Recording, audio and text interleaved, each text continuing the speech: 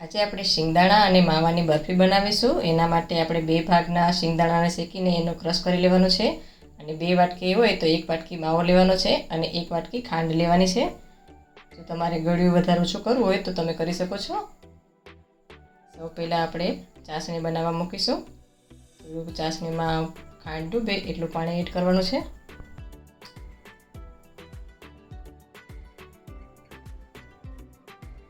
ઉકળે એવી રીતે ધીમે ધીમે આપણે ચલાવતું રહેવાનું છે।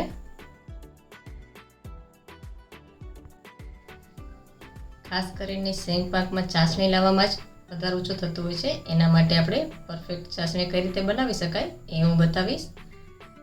ઘણી વખત લોકો કહેતા હોય છે કે ખાંડ વધારે પડી એટલે જામતું નથી, ઓછી પડી એટલે, પણ ખાંડ ઓછી તમે જો મોડો તમને જમવો હોય તો તમે ખાંડ ઓછી પણ નાખી શકો, પણ જો આપણે ચાસણી બરાબર બનશે તો એ પણ કમ્પ્લીટ બનશે।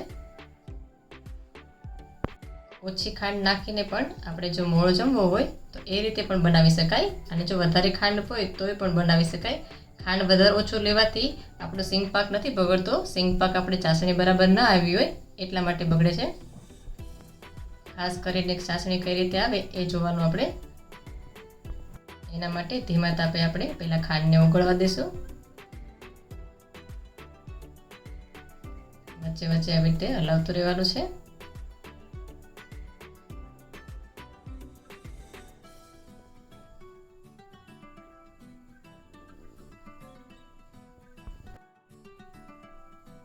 માવાની પણ તમે વધારે ઓછો કરી શકો અને જો તમારે માવો ન નાખવો હોય તો પણ તમે સ્કીપ કરી શકો છો। ફક્ત આપણે માંડવી પાક એમ નામ ડાયરેક્ટ બનાવી શકાય છે। શિંગદાણાને શેકી અને 2 ભાગના શિંગદાણા લેવાના, ક્રશ કરી અને પછી માપ કરવાનું અને ખાંડ વધારે ઓછી તમને સ્વાદ મુજબ તમે કરી શકો છો।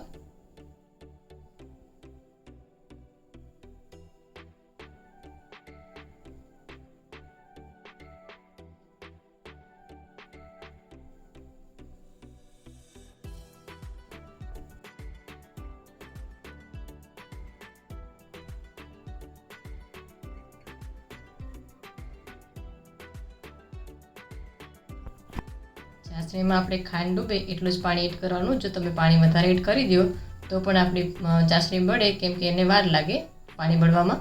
એટલે તમને પહેલાં એવું થાય કે ચાસણી આવી ગઈ છે, પણ એવી રીતે ચાસણી એક તાર તો પહેલાં બની જ જાય છે, પણ એક તાર બનાવ્યા પછી પણ થોડીક વાર રહેવા દેવાનું છે, જેથી કરીને આપણે એકદમ સરસ તાર બને એટલા માટે। ઘણી વખત જે આ પાણી વધારે નાખેલું હોય પછી તમે ચલાવો, બળતા વાર લાગે એટલે એવું થાય કે ચાસણી આવી ગઈ છે, પણ તમે માપો ત્યારે ખબર પડે કે ચાસણી હજી તો બરાબર કમ્પ્લીટ નથી। તાર તો પડશે એક તાર, પણ તાર વચ્ચેથી તૂટી જશે, તૂટવો ન જોઈએ તાર।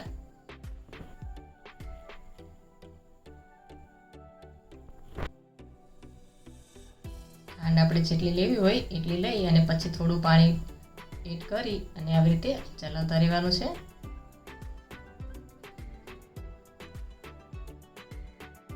ચાસણીને આપણે ચેક કરવાની અલગ અલગ રીત છે। જો તમે પાણીનો એક વાટકો ભરો અને એમાં 2 ટીપા નાખો અને તરત જ તે ઓગળી જાય તો ચાસણી આપણી ડો બનેલી હોય, અને પાણીમાં તમે આ થોડુંક અંદર મૂકો એટલે પછી ખબર પડે કે એમાં ચાસણી ન આવી હોય એટલે એ ઓગળી જશે, અને જો આવી ગઈ હોય તો એ ઠીક થઈ જશે ન્યા।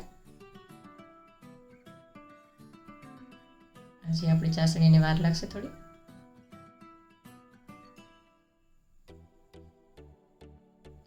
ઘણા એવું કહેતા હોય છે કે એક તાર બન્યા પછી ફટાફટ તાર બનવા માંડે છે, પણ એક તાર તો પહેલાં હજી ઠીક થાય એટલે બની જ જાય છે, પણ એ તાર કમ્પ્લીટ નથી બનેલો હોતો, એને બરાબર વચ્ચેથી તૂટી જતો હોય છે। એટલે જ તમારો જે આપણે પાક બનાવી એ એકદમ જામતો નથી અને ઢીલો જ રહેશે। અને બહુ જો વધારે આવી જશે તો પછી કઠણ થઈ જશે અને છૂટું પડી જશે।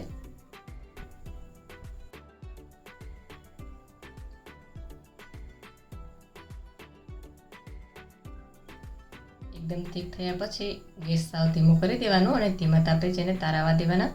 પછી આપણે ફૂલ તાપ નથી રાખવાનો, નહીંતર ફટાફટથી ચાસણી આપણે 1 તારથી 2 તાર બનવા માંડશે। ધીમો તાપ રાખશું એટલે આપણે ધીરે ધીરેથી ચાસણીમાં તાર બનશે।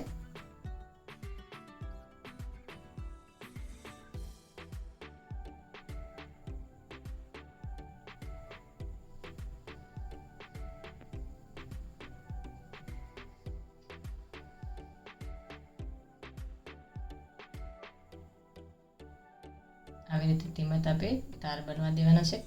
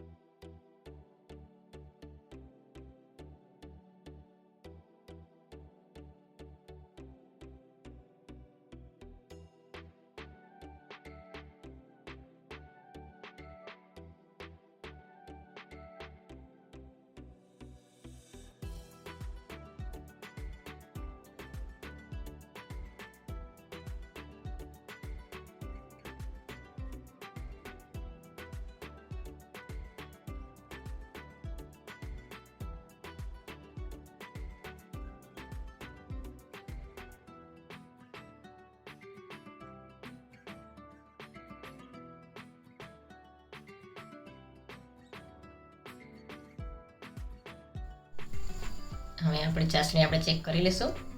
એક તાર બનવો પડે, એક તારથી વચ્ચે છૂટો ન પડવો જોઈએ.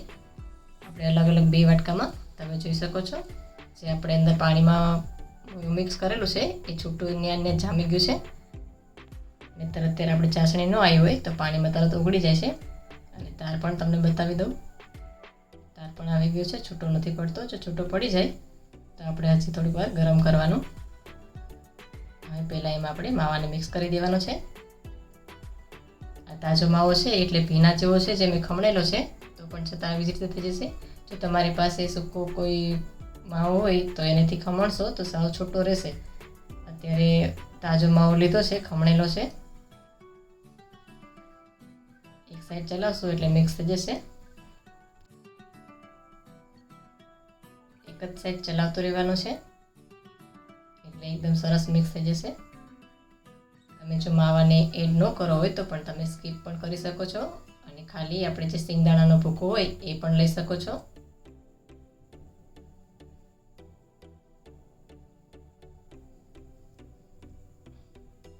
સિંગદાણા એકદમ ઝીણો ક્રશ નથી કરવાનો, સહેજ મોટો જ ક્રશ કરવાનો છે, જેથી કરીને આપણે જે માંડવી પાક બનાવી એ એકદમ સરસ બને. નહીંતર થોડો ચીકણો બને છે. એકદમ તમે ક્રશ કરી નાખો, સાવ ઝીણો ભૂકો કરી નાખો તો થોડો ચીકણા જેવો લાગે, અને થોડો અધકચરો રાખો તો એનો સ્વાદ બહુ સરસ આવે છે. બધું મિક્સ થઈ ગયું છે. આપણે આમાં તમને ફ્લેવર પ્રમાણે તમે એલચી પણ એડ કરી શકો, કોઈ તમારે એસેન્સ ફ્લેવર પ્રમાણે એડ કરવા હોય તો પણ કરી શકો.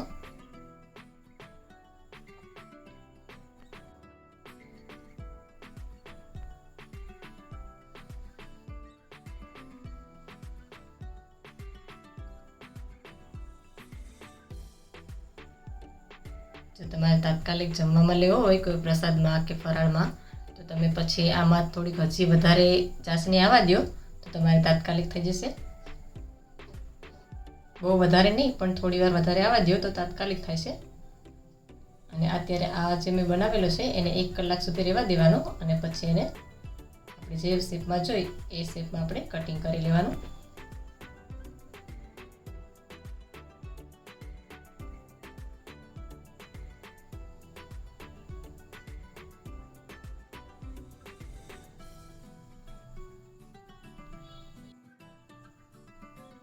તૈયાર થઈ ગયું છે આપણે માંડવી પાક.